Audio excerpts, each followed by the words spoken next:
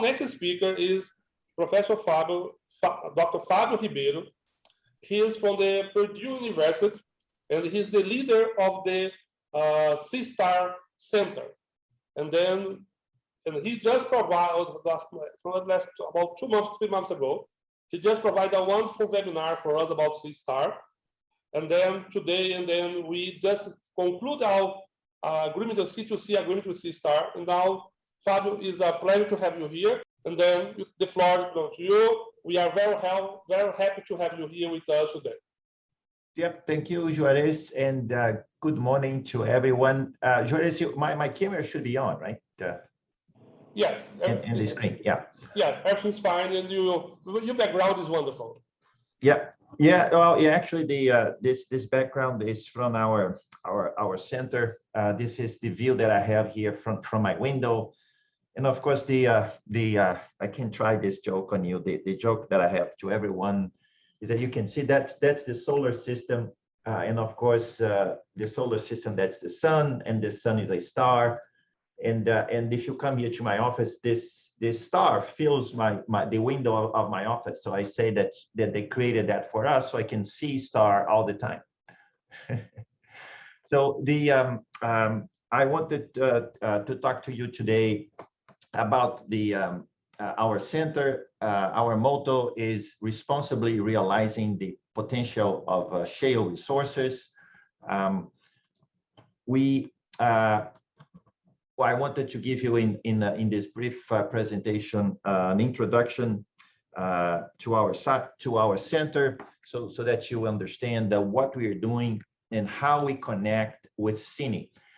So which is really what I would like to accomplish today for you. And we have a very exciting collaboration. The National Science Foundation here calls it a center-to-center collaboration.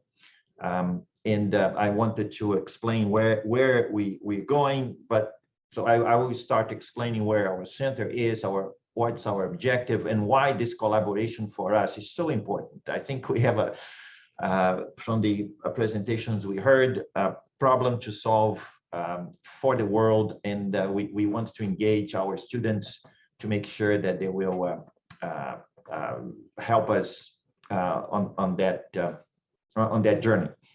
So first, I wanted to tell you about what is an engineering research center and what is a CISTAR. It's funded. This grant is funded by the National Science Foundation. They like themselves to say that that's their flagship grant. The National Science Foundation here is about now $8.5 billion budget, annual budget. This grant is special for the following reason: is they would like you can get such a grant if you have a grand problem that you are trying to solve, and if you can convince them that this is very important for the country, and that you need a group of people to solve that large challenge that you have. The advantage for us is that it's a 10-year grant, so we have the time to really pursue ways of solving this grand challenge that we pose to the National Science Foundation. It is, as I mentioned, a collaborative grant, so we have 5 institutions. It's led by our University of Purdue, but we have University of Texas Austin, University of Notre Dame, Northwestern University, and University of New Mexico. But a very key characteristic of this grant that distinguishes it from most of the programs that NSF has, and possibly why they are so proud of it, is that we are actually need to deliver what they call an engineered system. And so they say, well, if you're going to solve this grand challenge for the country, in the end, I want you to deliver to industry an engineered system. Our mission is to solve this gap or this grand challenge, so that industry then can commercialize. So it's a very different approach. Usually, National Science Foundation is pure science, but in this case, they want us to actually deliver an engineered system. Now, to do that, the only way is to have industry working with us, because they are the ones who understand what the real issues are. And this is a characteristic then of the system. So we are funded by the National Science Foundation, but we have many industry partners, and you can see on your left, and then one connection, by the way, with Cine, is that we are also funded by Shale. Shale is a very important partner for us, as are many other companies. And we work together then, forming an innovation ecosystem so that we can then solve this grand challenge. And the other characteristic of the center is that we have we have 4 pillars. So we work on research and engineering that you can see there on your left, upper corner. But we also have a pillar of education. So it's our mission to educate our students and also the workforce that's going to push this great idea that the team is developing. What is the education that our students need, and not only specifically for us, but for the whole community? What is it that's needed? Now, you can do that only if you have an inclusive team, and that's one piece that we actually need to have people with different backgrounds, with different ideas, to bring to us so we can solve this grand challenge. And that we have an innovation ecosystem that I showed to you, industry that's a piece of it, but we also have national labs, and we have centers like Cine and also RCTI in Brazil that help us, in some other centers in all over the world. So then we have this a team of the stakeholders that will help us realize this potential. So I wanted to give you CISTAR in numbers. We are 153 people now. We have 42 degrees that were granted, over 120 publications. One characteristic for us are patents, right? We not only need to publish patents, but it's the most important piece is that those patents actually, for us, is that companies need to eventually license it, because if they don't, then that means that the technologies that we are developing are of no interest. So it's a very high bar, as for those of you who know about patents and industry, to actually create technologies that will be useful.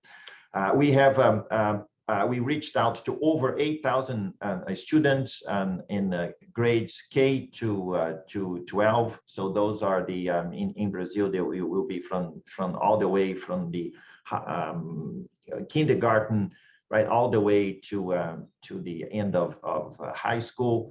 We have sponsored projects with industry, and we have special supplements with NSF, and our latest one is the center-to-center collaboration, which is an 800,000 3-year collaboration with our friends in Brazil. So here is our just to have you to give you an idea of our functional budget. It's about $10 million per year, and how it is distributed. And you can see that most of the funds go into research and engineering.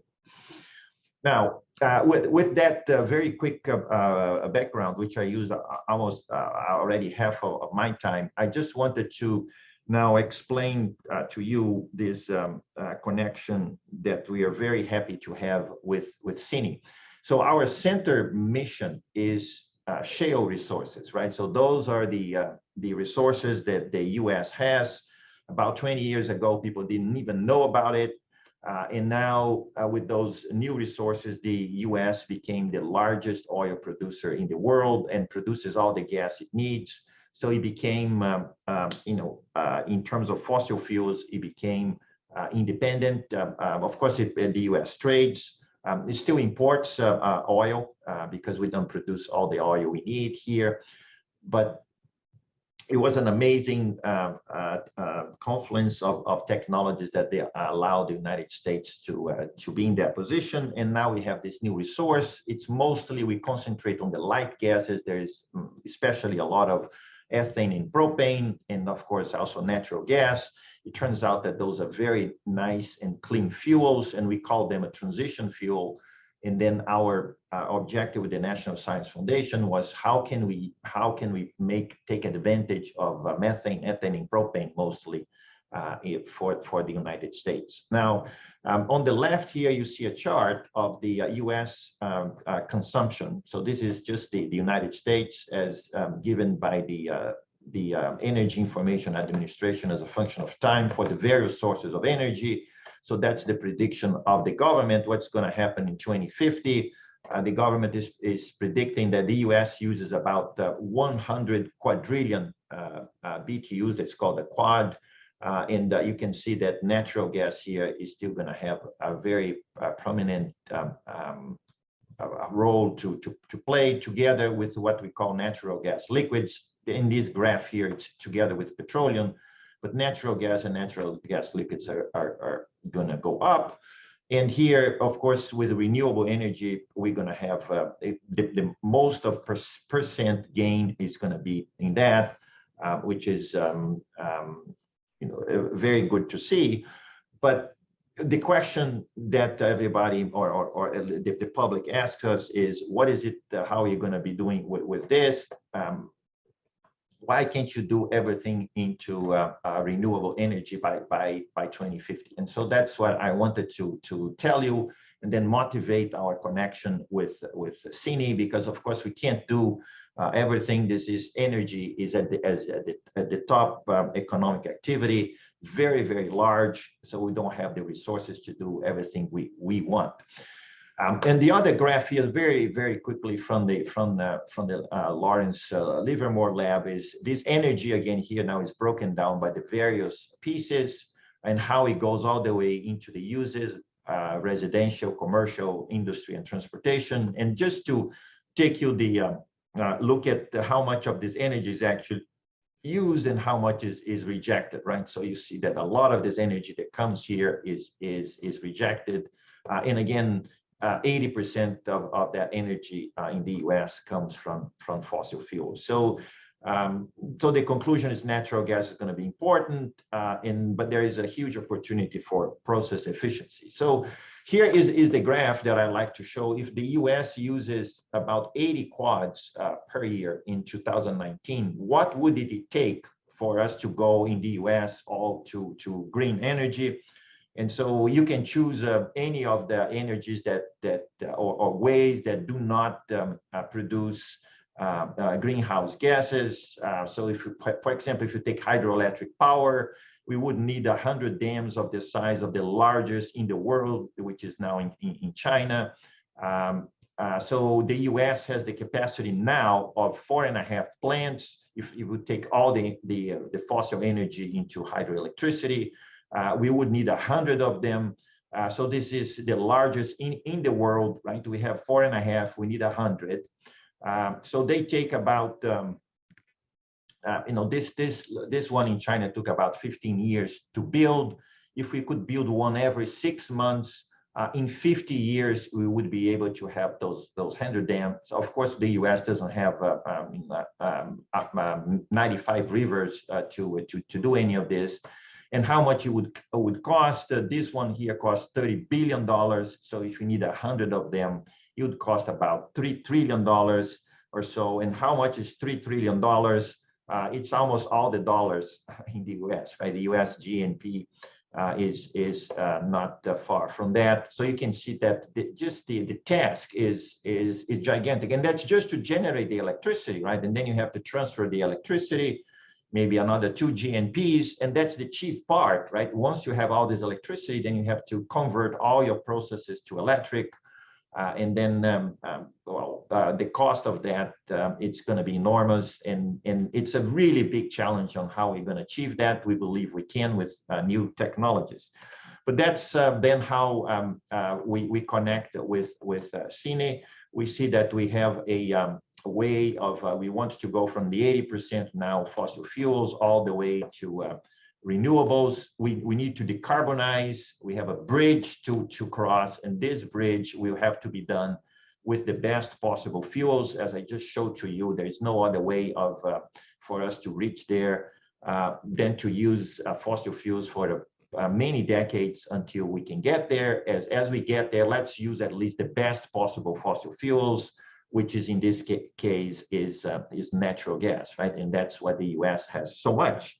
But now we want to look into more into renewables and how we can connect, how we can decarbonize. So we have a big program on decarbonization, on what we can do now, hybrid types of systems, and that's where the strength of Cine and our CGI come into play. We asked the National Science Foundation to connect with those two centers, and again, I'm hoping to have our industrial partners helping us on that.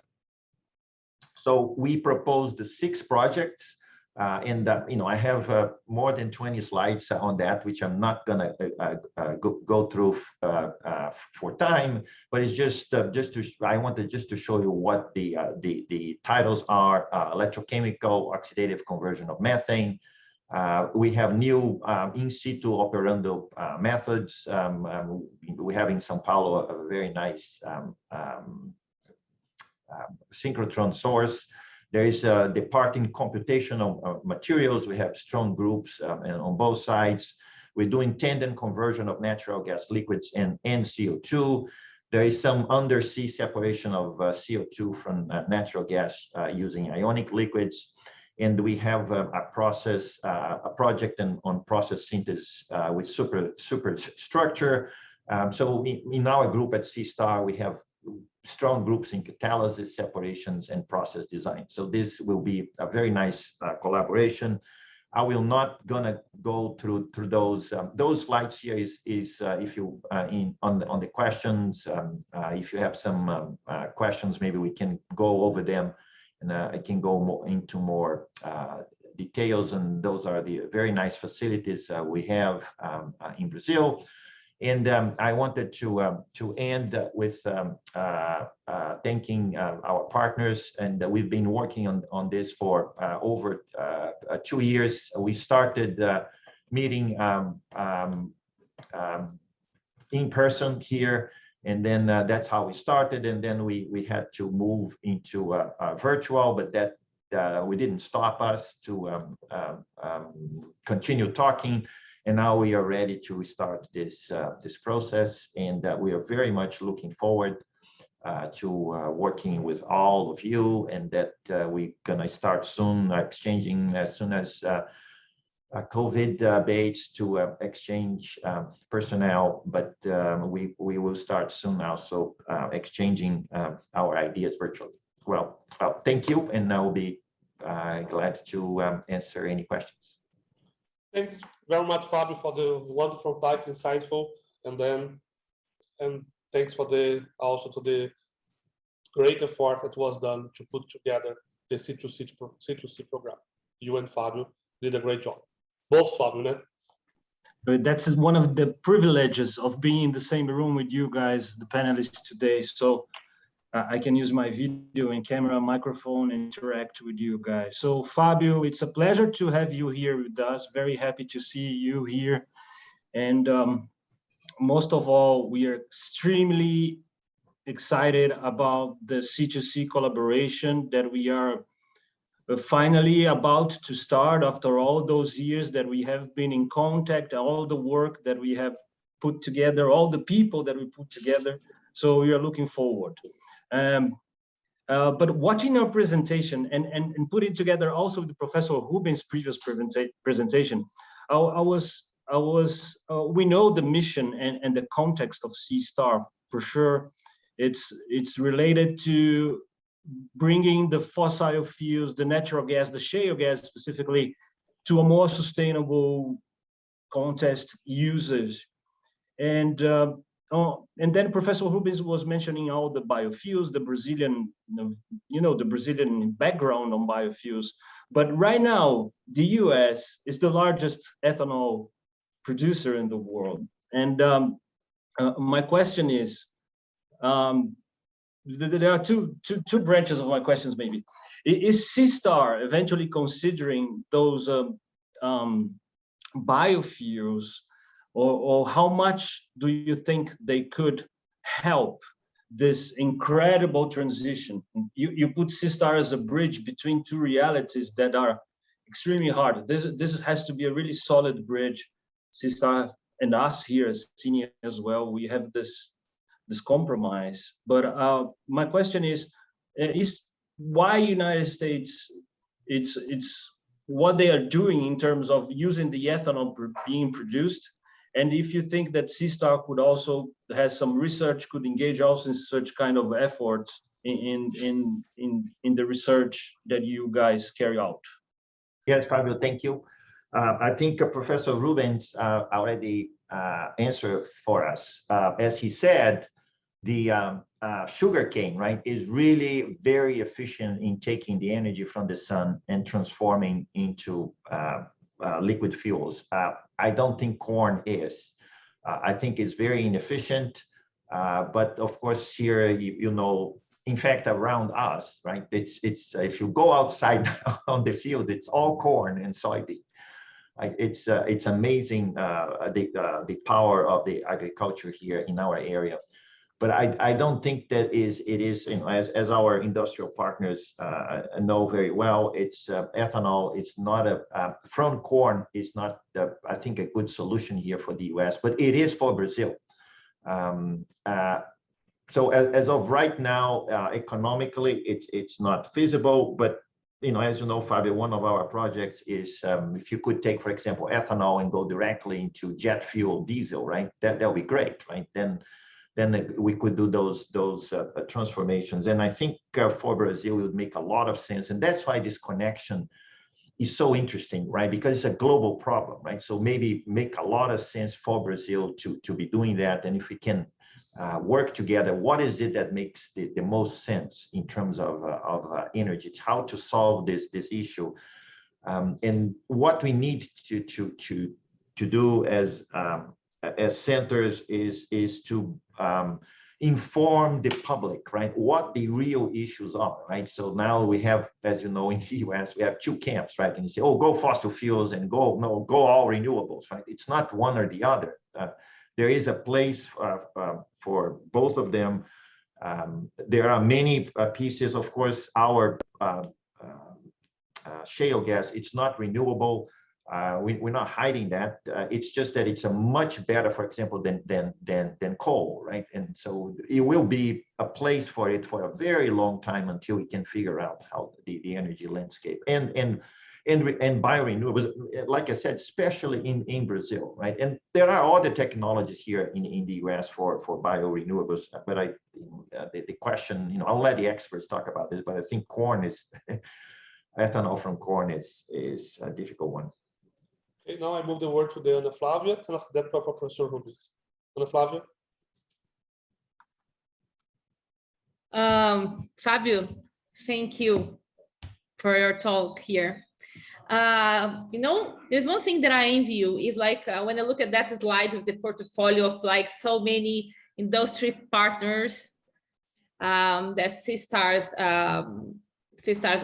has. So if you could give us like here, because we're discussing yesterday during the first day of Cine, if you could give to us just one piece of advice concerning how we could somehow here at Cine to build that amazing portfolio of industry that you have, how could be this, your advice to us? Well, Anna, again, thank you for the invitation to come here. I think that the collaboration with industry here is critical, right? In our case, we are actually, NSF comes here every year and they put our feet to the fire and you say, they're asking us, where is the technology? How are you translating this technology, right? So, it's a necessity for us to have this collaboration with industry, because of course they have all the data, they know what's important, and they talk to us, we exchange ideas. So then we are constantly looking for their advice on how to move forward. But it's interesting enough, in our case, the funding comes from the National Science Foundation, right? So the industry has each company maybe has less than 0.5% of our total budget, right? So it's a very small contribution from them, but it's the intellectual contribution that's so important for us. It costs them actually a lot of funds to have their people interacting with us. That's where the money really is, right? Because if you look at the cost for them to put their amazing people that they have, right, very, very knowledgeable, to interact with us, it's their cost. But I think one piece that's very important is it's the benefit to our students. Our students, they have mentors. Our students have mentors in industry. They talk to them. Unfortunately, now our meeting, our industry meeting is going to be next week, but they can't interact anymore. But they used to come and talk to them and exchange ideas. And of course, at the end, they hire them. Right, so it's a win-win. It's good for this, excellent for the students and for the companies, right? They have access to people that are very well trained in the areas that they're interested in, right? Which is energy, right? So we talk about what the issues are and so on. So they are, I think, come very well prepared. Okay. Now I open the question for Professor Rubens. Fábio, congratulations for your talk. It's a pleasure to have you with us. My point is just I would like to hear your opinion about the concept. What do you think about the biorefinery concept, especially when you have to, let's say, give more business flexibility? For instance, the ethanol from corn is not, let's say, sustainable due to the fact that you have to use non-renewable energy to supply energy to the system. But they have protein to feed animals and things like that. Some companies in the US, like, let's say, ExxonMobil is putting effort in microalgae and things like that. How you see the world with this biorefinery as a part of the business strategy to improve the capacity of new energies to gain, let's say, space and to gain learning curve to be competitive? Yeah, so Rubens, this is a very good question, and I was, talking to our friends from industry. And they reminded us, about decarbonization, right? It's very important, and all our industry partners are focused on that. But they're reminding us, yes, decarbonization is very important, right?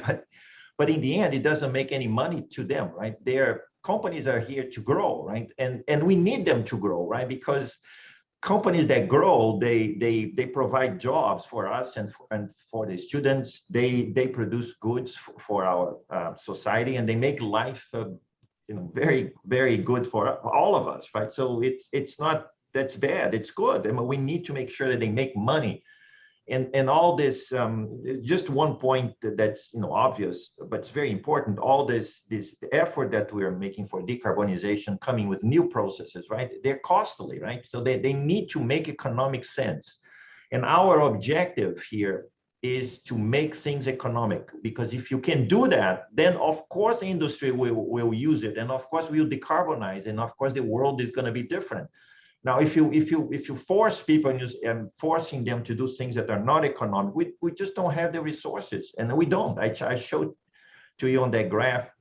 If you want to go don't fossil fuels right away, we can't, because we don't have them. Not even the United States, right, has not even close the resources it takes. So coming into the various possibilities, technologies, in our friends at ExxonMobil with algae, we're very close to them. So what they tell us is that you need a vision. So, they have this vision is algae is going to work. They know it's not there yet and it's not going to be economic, but they're working on it. And every year, I think they're making progress, right? Then what you need to do is show progress, right? And that's what we're doing to make sure that the biorefineries or any solution that we have for this energy problems that we have in global warming and greenhouse gas emissions, right? That we think about economics, right? Can this be economic? And that's, I think, the challenge for us, right? You talked about, Anna talked about the solar, right? If this really becomes much cheaper than, and in the US, as you know, in some places, the electricity from solar is cheaper than from natural gas, right? If that trend, but of course, the issue there is it's intermittency, right? When there is no sun, what do you do, right? So storage is very expensive, but we're making progress, right, in that direction. So I think we need to work on that, but we need to focus on making things that make economic sense for industry, right? And that's it. I think if you do that, then adoption will be sure. Everybody wants to make money, right? Thanks very much, Fábio. Thank you. Fábio, thank you very much for your talk. It was excellent. I have just one point that I want to understand. Take opportunity also the question that was made by Ana Flávia. When you show this list of several companies, because in Brazil, as you are Brazilian, you know that most of the Brazilians believe that in the United States, most of the science is supported by the companies, and not by the government money, the Science Foundation. And when you say, okay, most of our grant is NFS, the companies and the environment, they take some part of the grant, but they put on the table the problems. And then what are the challenges? This was very nice to see from your talk, from my opinion. And then because, and also this environment that you create, when you reach 8,000 undergraduate high school and the underlevel students, the K-12 students, this is wonderful. Because this environment that the CISTAR creates when you develop the ideas, when you mention that the students, the graduate students, is make a bridge with the companies. This is the environment that we have, the Cine have to inspire for us too. These are very grateful to see this on your talk. Okay. Yeah, so let's make a pledge here that we're going to work together on that, on education and diversity. This is, I didn't talk to you about this, but this is not something that we just do to show. This is a real effort, as you've seen for the numbers.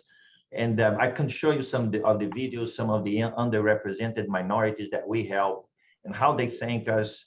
And I wanted the National Science Foundation and FAPESP maybe to see that that's an important aspect that we could work together. I mean, the National Science Foundation would love to work with you on that. So if we can exchange information, and one person here, Denise, she's already got a grant, by the way. I didn't tell you this, but she wants to come to Brazil. She got the money from the university and she wants to go there in person to start those education and diversity programs with you. We would love to have that, to have many more women in there. We're losing half of our good people right there. Right? Why are we doing that? Right? So we need more. And we need to give a chance also to the people that were not so fortunate and had all the advantages, at least that I had when I was growing up, right? And so they're smart and they want to succeed, but we need to help them. Thank you very much for the comments and for the questions. I think it was a very pleasant discussion.